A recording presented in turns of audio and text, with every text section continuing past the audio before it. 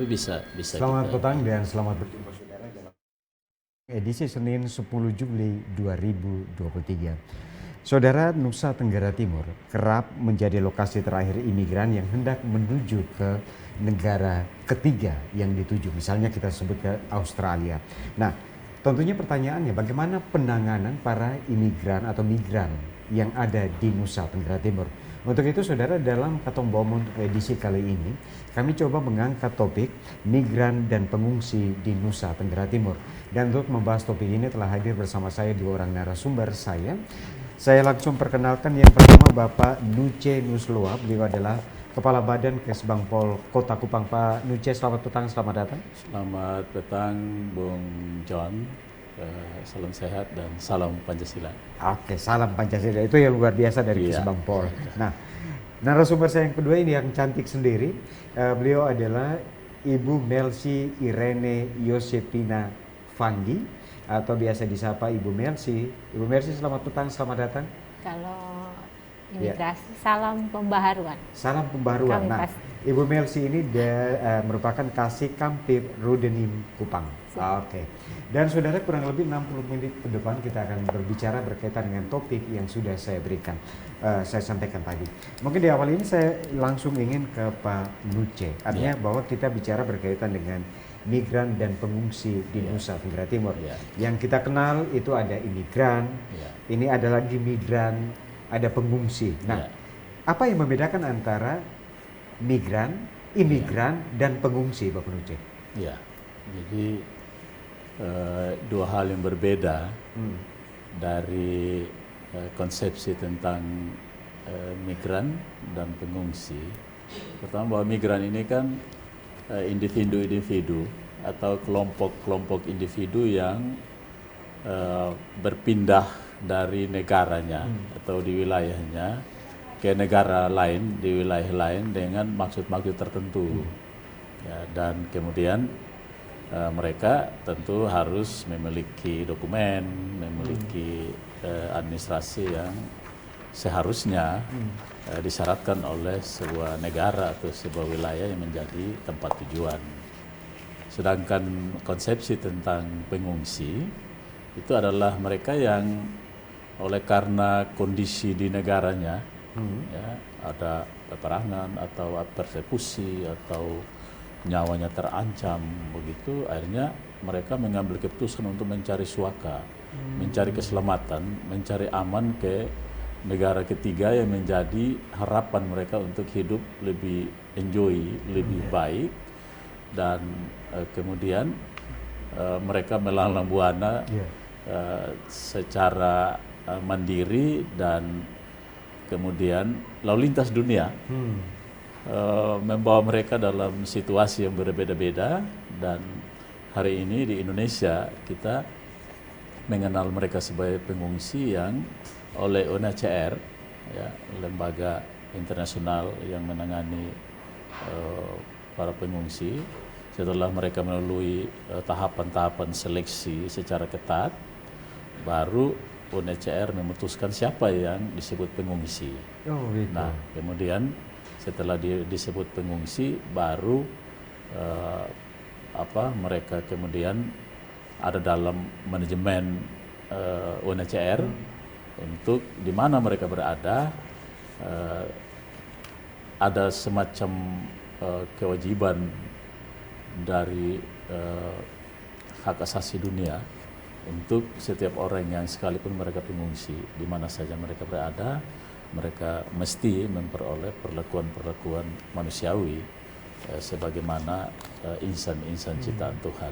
Dan karena itu, kalau hari ini kita di Kota Kupang ada pengungsi, ya memang ada cerita panjang yang kemudian mereka berada di Kota Kupang, dan setelah UNHCR menetapkan mereka sebagai pengungsi, maka politik luar negeri Indonesia memutuskan untuk di mana mereka berada, mereka harus ditangani secara baik, ya. Karena itu memang bagi kami pemerintah Kota Kupang, dalam hal ini Kesbangpol sebagai perangkat daerah yang menangani urusan pemerintahan umum, itu kami melihat bahwa pengungsi ini kan orang-orang yang berada di antara 3 dimensi. Satu, orang-orang yang hidup dalam konflik, dan dalam dimensi konflik, dalam dimensi stabilitas, kemudian dalam dimensi harapan mereka, begitu. Jadi mereka orang-orang di antara konflik, stabilitas dan harapan. Kenapa konflik? Karena memang mereka berasal dari negara konflik, ya, dari Afghanistan, dari Pakistan. Kemudian kenapa disebut dalam dimensi stabilitas? Karena mereka ini orang-orang yang dari negara konflik yang tidak paham soal politik stabilitas di Indonesia. Mereka tidak paham ideologi kita, mereka tidak paham politik kita, mereka tidak paham demokrasi kita, mereka tidak paham sosial budaya kita, ya, mereka juga tidak paham bahasa kita, ya, dan itu semua merupakan kondisi psikososiologis yang terus mempengaruhi mereka di dalam mereka berperilaku selama mereka ada di Indonesia. Oke, jadi dapat saya simpulkan bahwa migran ini adalah kelompok atau individu yang mendatangi suatu negara tapi harus mempunyai dokumen.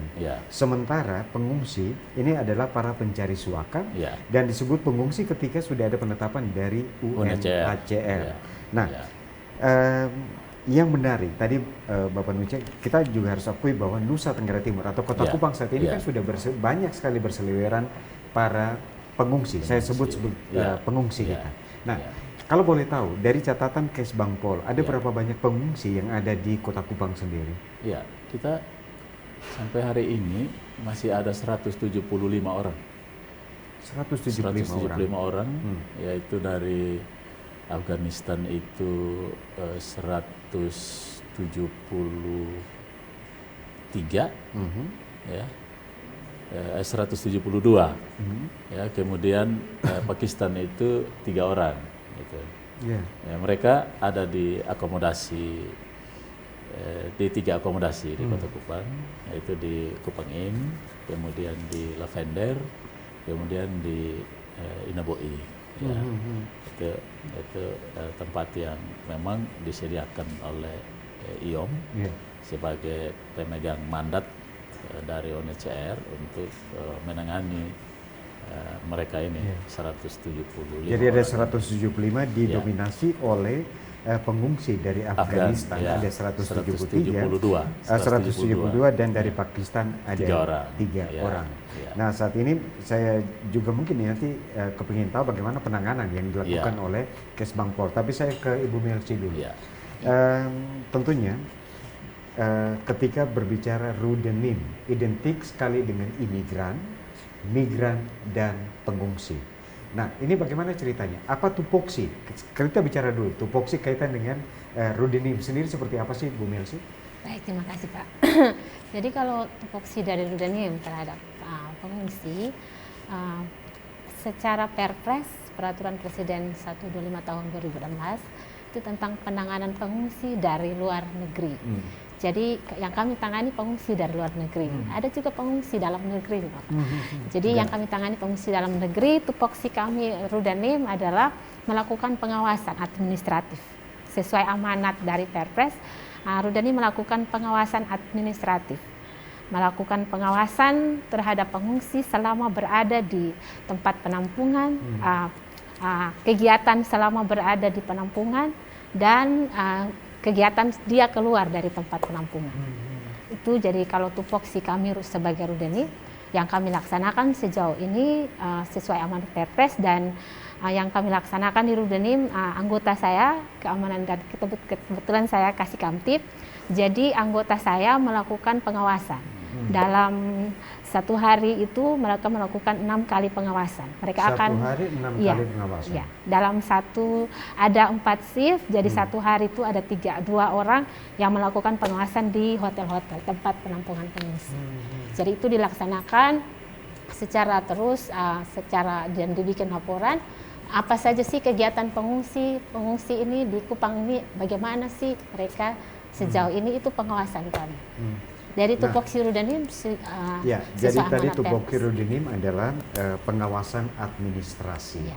Sampai sejauh ini, Bu Mercy, apakah sudah ada pelanggaran-pelanggaran yang dilakukan oleh para pengungsi kita? Karena seperti yang tadi Bapak Nuce katakan bahwa ini ada 3 dimensi yang harus kita perhatikan. Karena mereka mungkin karena berkonflik di negaranya, mereka tiba di sini, mungkin tidak sadar mungkin bersinggungan dengan masyarakat. Tapi sampai sejauh ini seperti apa sih? Apakah aman terkendali atau seperti apa, Bu Mercy?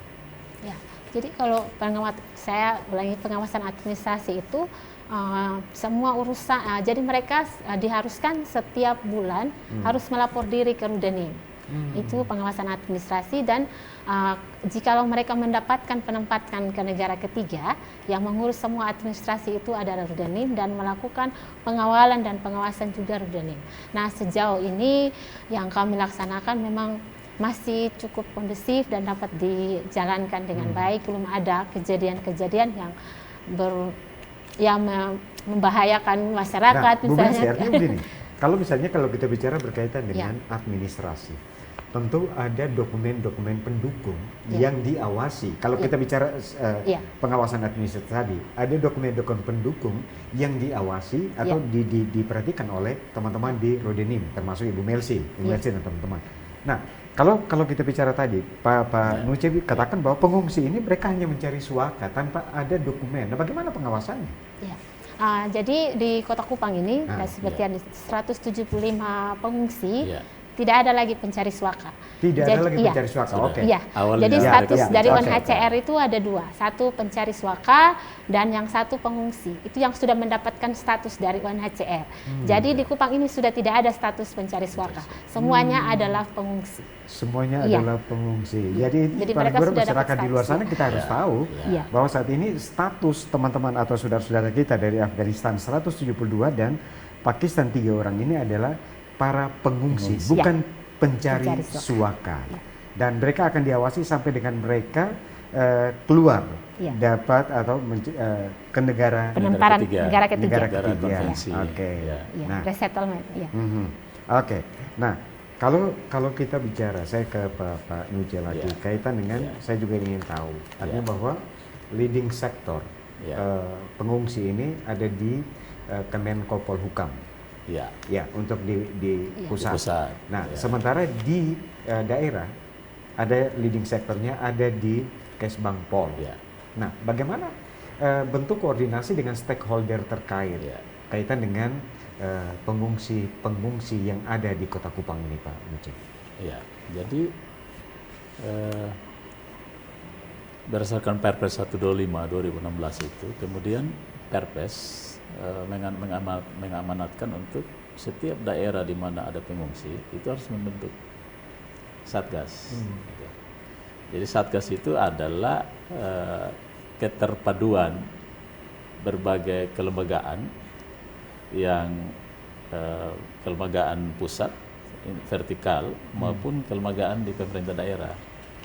Jadi ada kesatuan semacam kita bilang kerja kolaborasi gitu. Ya. Karena Perpres 125 ini kan bukan sebuah regulasi untuk mengganti Konvensi 1951 atau pengganti dari Protokol 1967. Tidak sama sekali. Perpres ini dibuat dalam situasi di mana segala kelembagaan belum siap untuk menangani gelombang pengungsi, yang gelombang pencari suaka yang awalnya adalah pencari suaka, kemudian UNHCR melakukan seleksi dan yang memenuhi syarat sebagai pengungsi, kemudian menjadikan Indonesia sebagai negara transit. Nah, jadi kami semua daerah di Indonesia oleh Menko Polhukam dan Mendagri mengharuskan harus ada satgas. Ya. Dan kita bersyukur bahwa dalam dinamika penanganan pengungsi yang ada di Kota Kupang ini, kemudian baru pada 2023 ini baru ada pembentukan satgas di Kota Kupang. Nah, kami bersyukur bahwa dengan ada satgas maka koordinasi holistik secara terpadu itu itu terbangun secara baik. Jadi ada Rudenim, ada Polresta, ya, ada imigrasi, ada Satpol PP, ada dinas sosial, ada dinas kesehatan, ada dinas pemberdayaan perempuan, ada dinas tenaga kerja, ya, ada semua itu, ada camat, ada lurah di mana akomodasi mereka berada. Nah itu tujuannya untuk supaya mereka ini sebagai orang-orang yang ada dalam persoalan konflik secara mentalitas itu, mereka kemudian tidak semakin hari mengalami kemunduran mentalitas, gitu. Tetapi mereka dapat diurus ya dengan konsep bagaimana mereka dibawa dalam sebuah kondisi inklusi sosial, supaya mereka merasa bahwa sekalipun mereka sedang terpuruk, tidak punya harapan hidup, ya, entah kemana nanti mereka diterima, dan bagaimana mereka selama berada di Indonesia, itu ada dalam segala keterbatasan, kan mereka tidak boleh bekerja, mereka hanya menunggu saja, dan kemudian UNHCR melalui IOM itu memfasilitasi mereka untuk memperoleh kebutuhan hidup, gitu. Nah, artinya bahwa apapun secara kejiwaan mereka sedang terpenjara, gitu. Nah, orang-orang yang dalam keterpenjaraan mentalitas jiwa itu mereka mudah mengalami situasi-situasi yang disebut dengan distorsi hukum. Mereka mudah melakukan pelanggaran hukum. Artinya di antara mereka sendiri juga bisa terjadi konflik, ya, segala macam. Karena memang dasarnya sudah konflik memang dari sana. Ya. Nah, selain dari distorsi hukum, kita juga ingin supaya keberadaan mereka itu juga tidak menimbulkan distrust. Artinya ketidakkepercayaan mereka kepada pemerintah, kepada masyarakat, bahwa mereka di sini mereka justru menjadi ancaman, begitu. Jangan juga. Nah, kita juga mengharapkan untuk selama keberadaan mereka, keterbodohan ini, Satgas ini dimaksudkan untuk memberikan sebuah situasi yang memungkinkan mereka, jangan sampai mereka mengalami sebuah situasi disobedience, pembangkangan, begitu. Nah, kalau mereka membangkang terhadap berbagai situasi keberadaan mereka, otomatis kan menimbulkan situasi yang tidak kondusif di daerah kita, gitu. Sementara, nah kalau hal-hal itu terjadi, artinya kan masyarakat lokal pasti merasa terganggu, dan kemudian ini bisa menimbulkan konflik yang lebih luas, bisa berkelanjutan, ya, karena itu bisa terjadi karena memang mereka ada dalam situasi yang tidak stabil, ya. Karena itu mengapa sampai Satgas ini diperlukan untuk kita bisa mengurus mereka. Ya, kalau yang kita punya pengalaman menangani mereka, misalnya pada waktu COVID, ya, mereka sudah terjangkit semua COVID, sudah masuk rumah sakit, ya. Bagaimana supaya mereka bisa dapat vaksin, ya. Sementara mereka orang asing, pengungsi yang segala pembiayaan itu harus didatangkan dari keputusan UNHCR, gitu. Sementara kalau kita tidak menangani, mereka bisa menjadi penyebar virus yang dapat berdampak lebih besar lagi terhadap orang lokal. Oke. Nah, saya ke Ibu Melsi dulu. Artinya bahwa apakah Ibu Melsi, para pengungsi kita bisa berbaur dengan masyarakat umum? Ya. Atau mungkin karena kebutuhan perut, mereka pun, kan ini saking lama nih, ya, mereka boleh bekerja, atau seperti apa Bu Melsi? Baik, kalau berbicara berbaur dengan masyarakat, mereka di sini sudah 9 sampai 10 tahun. 9 sampai 10 ya, tahun, oke. 9 sampai 10 tahun, dan mereka sudah berbaur dengan masyarakat. Dan setiap bulan itu mereka dikasih semacam dana untuk membiayai kehidupannya oleh IOM. Satu bulan per orang 1.250.000. Itu yang dia pakai untuk belanja untuk makanan. Dan itu mereka belanja sendiri ke pasar. Jadi mereka berbaur, kalau bicara berbaur, mereka sudah berbaur, dan kalau dari segi keamanan, ketertiban sejauh ini belum ada kontra mereka dengan masyarakat. Nah, kalau masalah mereka apakah bisa bekerja atau tidak, ini memang yang menjadi masalah.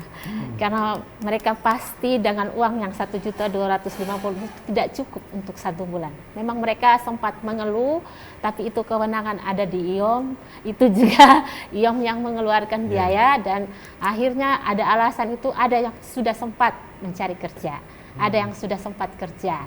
Dan itu kami sudah dapat, dan kalau mereka ketahuan bekerja, itu kami akan proses. Diisolasi itu. Kita akan dipanggil, diperiksa, dan yang memberikan kerja juga kami akan panggil ke kantor untuk diperiksa dan diberikan pemahaman.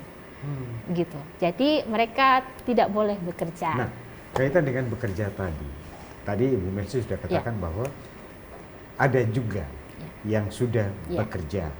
Nah, yang jadi pertanyaan kuncinya, bila mana Roden ini bertugas untuk mengisolasi mereka ketika mereka sudah bekerja? Nah, apakah diisolasi berapa lama sih Ibu Mercy? Itu ada yang 1 bulan sudah bekerja. Yang sudah case yang sudah terjadi ya, 1 bulan itu ada yang bekerja di Mebel. Jadi kebetulan dekat-dekat kantor situ, jadi ada laporan gitu. Kalau kami tahu tuh karena laporan masyarakat. Oh, karena laporan masyarakat tadi ya.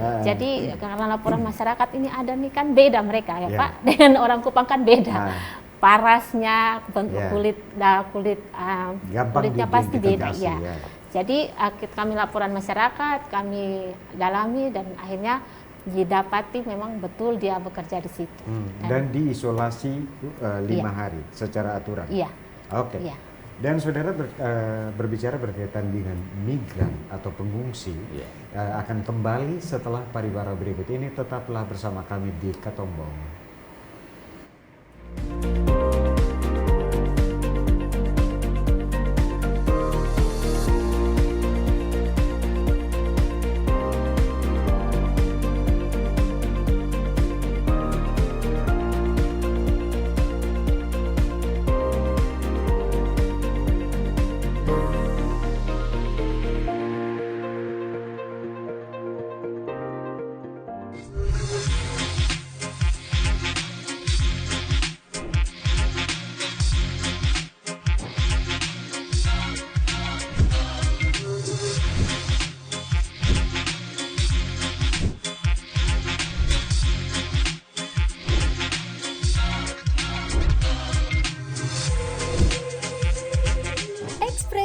Setiap hari Senin sampai dengan Rabu jam 4 sore hanya di TVRI NTT. Pagi-pagi minum kopi. Cakep. Beta sonde bikin pantun le. Ini Rumpu Rampe, acara yang katong tunggu tiap pagi. Santai bareng UMKM, katong bakal bareng di Rumpu Rampe. Setiap hari pukul 9 waktu Indonesia Tengah hanya di TVRI NTT, Katombong TV.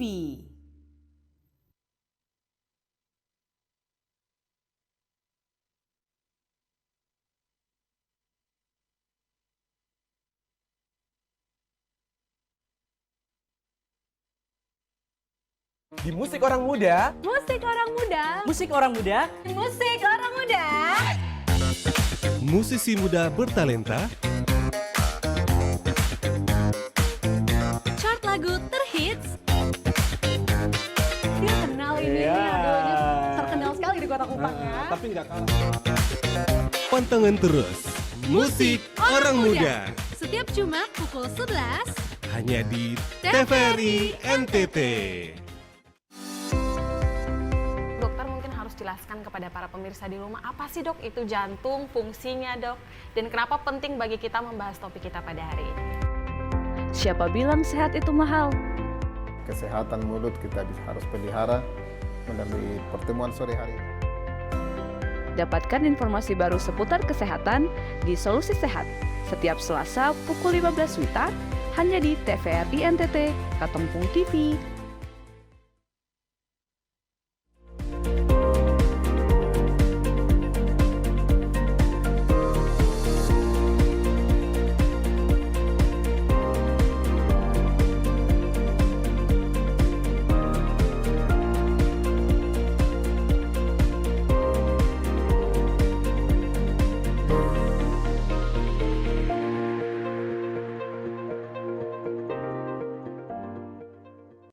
Saudara, terima kasih Anda masih terus memilih bersama kami di Katong Baumo, masih dengan 2 orang narasumber saya dan masih dengan topik migran atau pengungsi.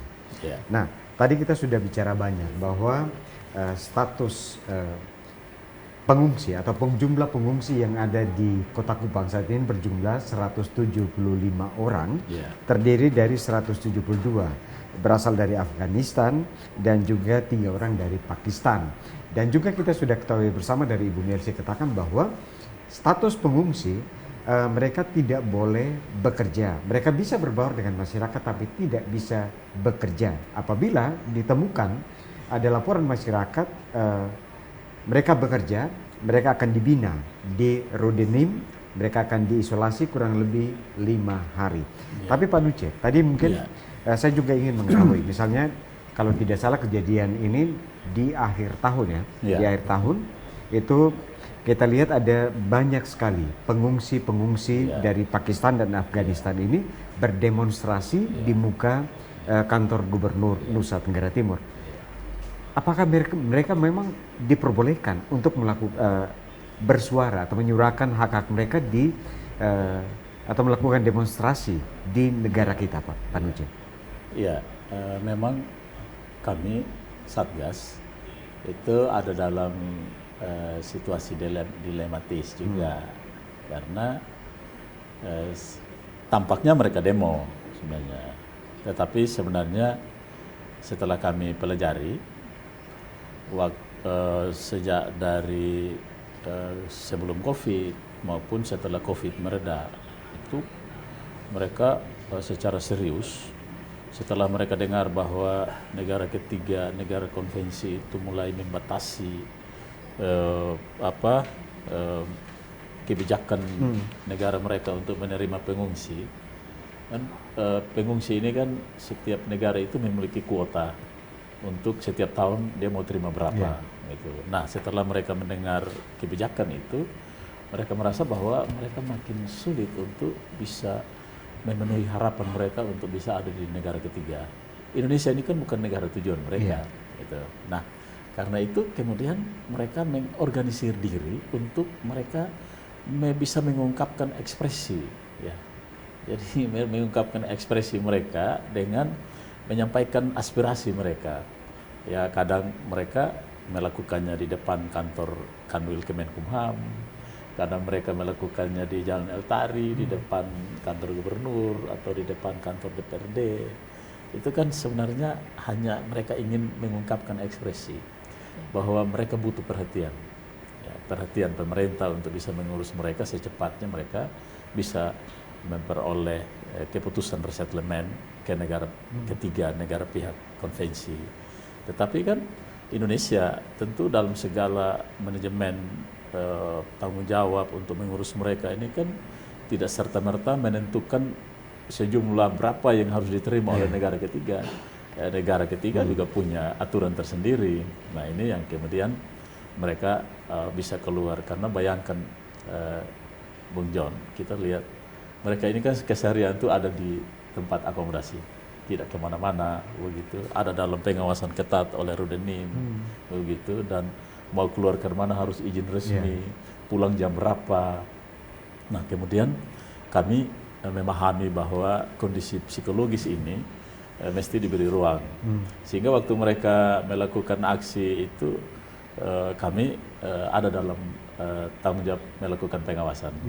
Ya, rata-rata 2 jam lah mereka datang dengan spanduknya, ya, menyerukan kepada UNHCR, kepada PBB, kepada siapa saja yang peduli untuk mereka bisa secepatnya, karena memang tidak ada sebuah waktu yang pasti kapan mereka ada di Indonesia sebagai negara transit. Nah, inilah yang kemudian memerlukan kami melakukan pencegahan, tetapi pencegahan yang dimaksudkan itu bukan untuk melakukan pressure atau tindakan-tindakan, tetapi pengendalian itu, pengendalian, sehingga kita harapkan bahwa semua yang kelembagaan yang ada dalam Satgas itu dengan tugas dan fungsi masing-masing, kita bersama-sama mengendalikan mereka supaya jangan sekalipun maksud mereka untuk menyampaikan aspirasi dengan ekspresi yang memelas, memohon-mohon, tetapi tidak bermaksud untuk merusak apapun fasilitas pemerintah seperti yang terjadi demonstrasi. Jadi mereka hanya bersuara agar mungkin UNHCR atau PBB bisa mendengar mereka untuk tidak membatasi jumlah kuota mereka menuju ke negara ketiga. Nah, saya ke Ibu Melsi. Ada 3 tempat penampungan seperti Bapak Nuce katakan, ada 3 tempat penampungan di Kota Kupang, Inaboi, Kupang Inn, dan juga di Hotel Lavender.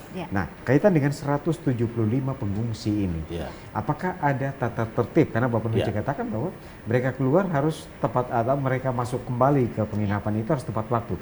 Apakah ada tata tertib yang disampaikan oleh teman-teman di Rudin ini? Baik, terima kasih. Kalau untuk tata tertib mereka di tempat penampungan itu sudah pasti ada, dan itu sudah berdasarkan hasil rumusan bersama stakeholder terkait. Ada Kesbangpol, dari pihak kepolisian, dari pihak IOM. Jadi itu kita waktu itu dibikin konsinyering tahun 2022 untuk merumuskan tata tertib bagi pengungsi di tempat penampungan. Jadi itu ada tata tertib, itu ada kewajiban, ada larangan yang mereka harus tidak melakukan, dan ada sanksi ketika mereka melakukan larangan-larangan itu. Misalnya saja, seperti apa tata tertib untuk kewajibannya mereka, seperti apa sih Bu Melsi? Kalau penerapan sanksinya ada pertamanya kita teguran lisan. Kita memberikan teguran lisan, teguran tertulis dengan memberikan surat pernyataan bahwa dia tidak akan melakukan lagi pelanggaran tata tertib yang dia lakukan. Nah, ketika sudah dilakukan itu tapi masih juga kita tempatkan di Rudanen, seperti penempatan di Rudanen, yaitu pengisolasian. Gitu. Misalnya masuk keluar tempat penginapan mereka itu harus di jam berapa? Kalau tata tertib dia keluarnya dari jam 6 pagi sampai jam 10 malam. Jadi jam 10 malam itu dia sudah harus berada di hotel. Tata tertib itu seperti itu. Nah, bagaimana mengetahui bahwa mereka misalnya jam 6 boleh keluar sampai dengan jam 10 malam? Bagaimana mengawasi mereka di 3 tempat ini? Siapa-siapa yang masuknya tidak tepat waktu, misalnya lewat atau jam 11 malam misalnya. Bagaimana cara mengetahuinya? Jadi itu yang tadi saya bilang, Pak, ada anggota kami yang cek di hotel, melakukan pengawasan. Jadi dia waktu cek di hotel jam 11 malam. Ketika dia jam 11 malam, dia akan cek ke security hotel. Berapa orang pengungsi yang belum ada di hotel. Jadi koordinasi dengan security hotel. Jadi itu petugas pengawasannya akan tahu dan akan dilaporkan pengungsi siapa-siapa saja yang belum ada di hotel jam 10 malam. Itu tugas kami, pengawasan. Jadi memang ada anggota Ibu Melsi dan teman-teman itu yang sif-sifan tadi. Jadi menempatkan teman-teman di 3 tempat ini untuk mengawasi masuk keluar dari para pengungsi kita. Nah, Pak Nuce, tadi pemerintah Kota Kupang di tahun 2023 baru membentuk Satgas yang terdiri dari beberapa stakeholder. Ada Rodini di situ, ada pihak kepolisian, ada Pol PP dan lain sebagainya. Nah, ini kan seperti Pak Nuce katakan bahwa ada 175 pengungsi. Tentu dengan karakteristik mereka yang sangat berbeda-beda. Apa tantangan terbesar ketika mengurus mereka, atau kesulitan terbesar dari Satgas ketika mengawasi mereka? Jadi memang masalah kita adalah masalah satu yang pertama itu masalah bahasa. Masalah bahasa karena mereka orang Afgan, orang Pakis yang memang tidak fasih bahasa Inggris. Kemudian mereka juga karena sudah lama di Kupang mereka tahu bahasa Inggris, tahu bahasa Indonesia, tapi juga versi mereka begitu. Jadi beda dengan kita yang belajar bahasa Indonesia juga susah begitu. Apalagi mereka yang tidak punya dasar, kemudian tahu bahasa Kupang, tapi versi mereka begitu. Nah itu juga merupakan sebuah tantangan. Kemudian tantangan yang lain adalah soal kehidupan inklusi sosial mereka. Mereka tidak paham budaya kita, ya sosial budaya kita mereka, dan mereka tidak peduli begitu mau budaya apa seperti kita. Mereka kan sekarang di pikiran mereka tuh hanya bagaimana supaya kapan mereka bisa mengalami proses resettlement. Ya karena itu ya juga jangan heran kalau ada saja persoalan-persoalan yang kita mesti bijaksana. Ya, kita mesti bijaksana. Jadi ketua Satgasnya ini Pak Nuce? Di ketua pelaksana harian. Ketua pelaksana hariannya. Oke. Tapi yang bertanggung jawab langsung atau langsung pengawasan lapangan adalah Ibu Melsi dan teman-teman di Rudenim. Tantangannya seperti apa sih Bu Melsi? Kita di Satgas itu kan ada pengarah yaitu kepala daerah, Pak Wali Kota, ada penanggung jawab yaitu Sekda, Pak Sekda dan asisten pemerintahan dan Kesra Sekda Kota Kupang, kemudian pelaksana harian itu Kesbangpol, kawan Kesbangpol, kemudian ada 3 koordinator. Koordinator yang pertama itu Kepala Rudenim, ya itu amanatnya ke Ibu Melsi sebagai kasih ketentraman ketertiban itu sebagai koordinator pengawasan. Gitu. Kemudian ada koordinator pendataan yaitu di Satpol PP. Kemudian ada koordinator sosial, ya pendidikan itu ada di dinas sosial. Jadi ada 3 koordinator. Nah, jadi kami terus bersama-sama untuk ada saja masalah apa kami selalu bahas itu. Nah, ini koordinator ketertiban ada di sini. Ya, pengawasan ya, ketentraman ketertiban. Apa tantangan terbesar ketika mengurus 175 pengungsi dengan karakteristik yang berbeda? Ya. Kalau tantangan terbesar sih sebenarnya tidak ada ya. Tidak ada, itu yang saya suka. Kalau awal-awal saja ketika mereka datang, kalau kendala bahasa iya. Karena mereka bahasa Afghanistan dan kalau bahasa umum bahasa Inggris itu cuma 1-2 yang bisa. Nah sekarang ini sudah tidak lagi karena mereka sudah 9 sampai 10 tahun. Jadi mereka malah sudah bisa bahasa Kupang. Itu jadi ya sudah agak, kalau mengenai bahasa kami sudah agak berkurang kendalanya. Yang kendala kami sekarang karena mereka sudah terlalu lama 9 sampai 10 tahun, pasti mereka jenuh. Mereka stres, mereka bosan, tidak tahu jalan tujuan apa nanti ke depannya mereka bagaimana. Yang ekspresinya melakukan demo itu. Ya, jadi kalau kendalanya itu ya paling kami harus berusaha bagaimana menghadapi mereka yang sudah jenuh, sudah stres. Ya itu ya kendala yang kami hadapi sementara. Berarti ini memang Satgas tugas berat Satgas karena ini juga berhadapan dengan orang-orang yang ya stres juga kalau kita berada di satu tempat cukup lama. Tapi mungkin Pak Nuce, 9 sampai dengan 10 tahun mereka sudah berada di Kota Kupang ini. Yang menjadi pertanyaan saya, apakah anak-anak mereka, karena di sini kita tahu bersama bahwa banyak anak-anak yang juga dilahirkan di tempat ini. Nah, anak-anak usia sekolah, apakah mereka boleh sekolah dengan masyarakat lokal yang ada di sini? Jadi memang ada 2 hal yang kemudian merupakan kebijakan implementatif yang sifatnya direktif, yaitu surat Dirjen Kemendikbud tentang beri ruang bagi anak-anak usia sekolah. Jadi diberi ruang. Beri ruang, dan itu harus diinisiasi oleh pemerintah daerah. Yang kedua surat dari Dirjen Adminduk, Administrasi Kependudukan untuk yang lahir di Indonesia itu juga bisa memperoleh surat keterangan sebagai peristiwa penting. Jadi bukan akte kelahiran. Bukan akte kelahiran. Ya, tapi surat keterangan peristiwa penting. Surat keterangan peristiwa penting. Bagi orang asing. Itu dua kebijakan implementatif yang sifatnya direktif dari pemerintah pusat itu. Nah, apa yang bisa kita lakukan untuk mewujudkan kebijakan implementatif itu? Pertama, ya kita memberi ruang untuk ya silakan asal semua dibiayai oleh IOM, oleh UNHCR, ya. Karena mereka itu bukan peserta didik. Mereka bukan peserta didik. Mereka tidak masuk sebagai tidak masuk dalam dapodik gitu.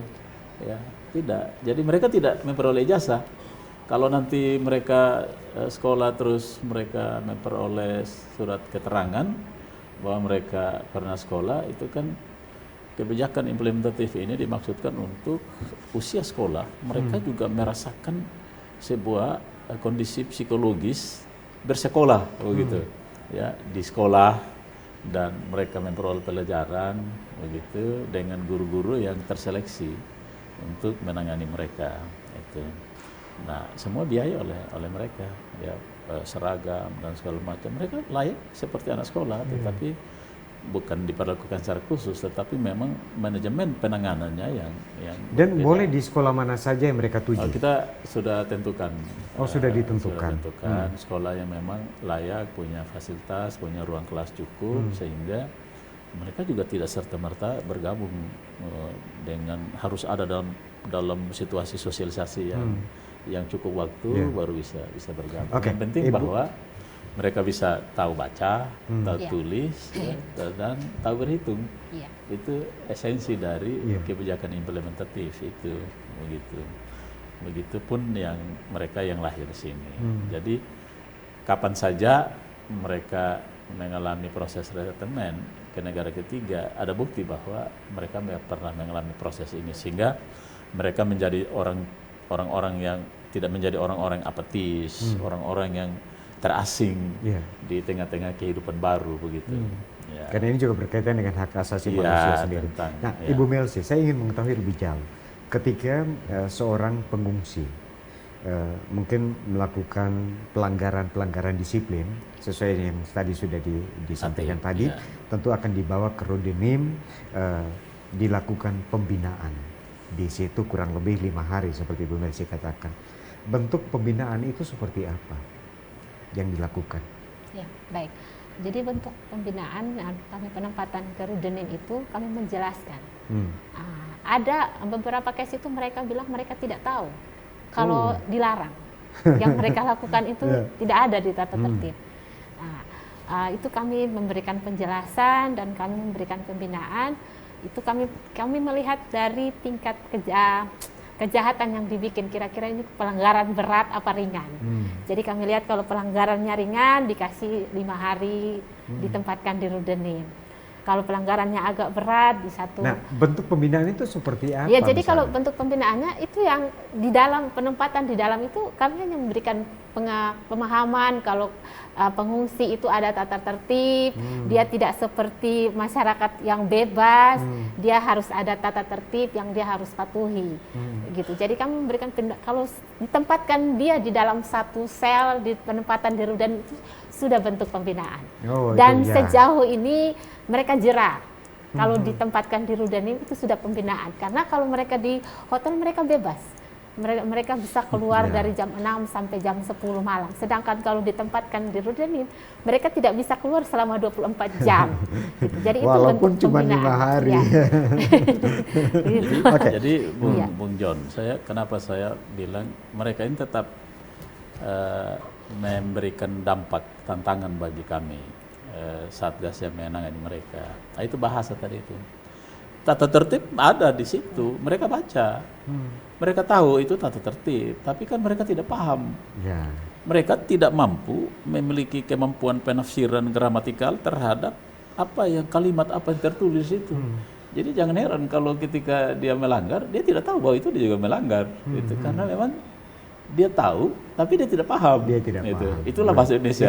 Itu merupakan tantangan. Nah, itu tantangan kita di situ. Pak Nuce, artinya bahwa tadi kita juga sudah ini bahwa Nusa Tenggara Timur atau Indonesia bukan negara tujuan, tapi ini cuman mereka transit sebentar sampai dengan negara ketiga menerima mereka. Nah, ketika misalnya tadi kita kembali ke flashback ke belakang, kekecewaan mereka ketika sehabis COVID seperti Pak Nuce katakan bahwa negara ketiga membatasi jumlah yang akan mereka terima di negara ketiga tadi. Nah, apakah mereka berhak atau punya hak juga untuk mengajukan pindah warga negara dari warga negara asing tadi ke warga negara Indonesia. Daripada saya mencari negara ketiga tidak terima, saya ada di Indonesia, mending saya jadi warga negara Indonesia saja. Apakah diperbolehkan seperti itu? Yang pasti bahwa kita kan bukan negara konvensi. Kita bukan 27 negara di dunia yang sudah sepakat untuk menerima pengungsi sebagai warga negaranya. Gitu. Kita belum punya regulasi. Satu-satunya regulasi landasan yuridis kita untuk bisa menangani mereka adalah Perpres 125 itu. Dan hingga saat ini belum ada ruang. Kami di Kesbangpol, kami terlibat dalam dengan BRIN, Badan Inovasi dan Riset Nasional Indonesia. Itu sudah tadi sore sudah ke-6 kali melakukan berbagai diskusi, percakapan dan survei untuk bagaimana cara-cara terbaik untuk menangani pengungsi yang tidak tahu kapan mereka bisa tinggalkan Indonesia. Tetapi isu tentang ruang untuk mereka jadi warga negara itu sama sekali belum ada. Tidak. Oke. Nah, dibahas. saya ke Ibu Melsi lagi. Kaitan dengan tentunya Ibu Melsi dan teman-teman ada sudah seperti dikatakan Pak Nuce ada dalam Satgas. Tapi yang membiayai ini ada dari Badan PBB, IOM. Nah, misalnya saja IOM terlambat. Tentu ini berkaitan dengan perut tadi. 1 bulan hak mereka satu orang itu adalah Rp1.250.000. Nah, ketika misalnya dalam pengawasan yang dilakukan, ya ini bukan hanya keluar masuk mereka, tapi ini segala hal harus diurus. Nah, ketika itu mungkin IOM terlambat mengirimkan uang ke rekening mereka. Bagaimana koordinasi yang dilakukan antara Ibu Melsi dan IOM sendiri? Mereka langsung ke IOM ya. Mereka langsung ke IOM. Mereka tidak langsung ke Satgas atau apa? Tidak ya, Bapak Nuce? Pengalaman kami selama ini kan IOM punya manajemen yang ketat dan pada mulanya kan mereka disediakan akomodasi, makan, minum, ya. Ada tenan-tenan yang menjadi bagian dari kerjasama IOM untuk menyediakan mereka. Tapi kan banyak komplain dari mereka. Kemudian mereka juga tidak punya ruang untuk bersosialisasi dengan masyarakat, tidak bisa belanja. Hanya tahu saja kapan dikasih makan, dia makan, begitu. Nah, kemudian kajian itu menolong untuk ada pembaharuan manajemen layanan, yaitu dengan pemberian uang. Ya, tetapi kita yang IOM lakukan adalah mereka terkoneksi dengan sistem perbankan, jadi dibayar secara non tunai, gitu. Jadi malah kami pernah tawarkan sebagai Satgas kami pernah tawarkan. Ya sudah IOM, kalau ada yang suka melanggar terus itu, ya mestinya ada punishment, ya, harus diberi punishment dengan salah satunya adalah hentikan atau tunda allowance-nya, ya, biaya hidupnya ditunda. Misalnya tanggal 1 sudah harus ditransfer, ya tunda sampai tanggal 10 lah, atau ditunda 1 bulan. Tapi bagi IOM itu tidak ada di dalam syarat-syarat. Tidak ada dalam syarat-syarat. Manajemen pelayanan. Nah, saya ingin mengetahui. Jadi tidak pernah ada yang terlambat itu. Ya, untuk Pak Nuce dan juga Ibu Melsi, apakah sampai sejauh ini adakah laporan masyarakat karena ini berkaitan dengan keberadaan pengungsi, mereka juga harus bersosialisasi dengan masyarakat. Adakah yang melaporkan kaitan dengan gangguan Kamtipmas dari para pengungsi kita? Sampai sejauh ini ada tidak, Ibu Melsi? Baik, sejauh ini tidak ada. Sejauh ini tidak ada. Masyarakat yang pengungsi ini meresahkan atau mengganggu keamanan ketertiban masyarakat setempat sekitar hotel itu sejauh ini tidak ada. Sejauh ini tidak ada. Bapak Nuce juga seperti itu ya? Tidak ada. Laporan masyarakat tidak ada, tapi kan kami terus melakukan pemantauan ya untuk memastikan bahwa jangan langgar. Jangan langgar garis ini. Gitu. Jadi pemantauan akan terus dilakukan oleh Satgas dan sebagai koordinator pengawasan akan terus dilakukan oleh Ibu Melsi dan teman-teman dari Rudenim. Kita berharap bahwa kehadiran 175 pengungsi yang ada di Kota Kupang dari 2 negara Pakistan dan Afghanistan ini paling kurang juga memberikan warna tersendiri untuk masyarakat Kota Kupang. bahwa kita harus menerima karena mereka juga bagian dari manusia yang punya hak yang sama dengan kita. Karena kebetulan mereka hanya mencari suaka, kita sebut kita sebut seperti itu, sambil menunggu negara tujuan atau negara ketiga menerima mereka, dan mereka disebut sebagai pengungsi di Indonesia, di Nusa Tenggara Timur, di Kota Kupang. Memang kehadiran mereka bisa memberi dampak dua hal. Pertama bisa dampak negatif, ya, karena kami waktu ketemu dengan mereka, bervisitasi dengan mereka dan berbicara, mereka minta, ya kami minta untuk kami tidak lagi diakomodasi, tapi biarkan kami bebas sebagai pengungsi, kami bebas ada di mana saja, kami tinggal di bawah jembatan juga tidak apa-apa. Yang penting kami tidak merasa terpenjara. Nah, ini satu soal. Ada apa di balik? Baik, itu? saya ucapkan terima kasih untuk Bapak Nuce Nusloa, Kepala Badan Kesbangpol Kota Kupang. Saya juga ucapkan terima kasih untuk Ibu Melsi Kasih Kamtip Rudenim Kupang yang sudah hadir untuk berbagi kaitan tema kita migran dan pengungsi di Nusa Tenggara Timur, khususnya di Kota Kupang. Saudara, demikian perbincangan kita dalam Katong Bawa edisi kali ini. Mudah-mudahan ini memberikan wawasan tersendiri bagi masyarakat Nusa Tenggara Timur, masyarakat yang ada di Kota Kupang, bagaimana cara menangani pengungsi yang ada di Indonesia. Saudara, akhir kata mewakili kerabat kerja yang bertugas, saya John Hayon mengucapkan terima kasih, selamat malam dan sampai jumpa. Oke. Bisa.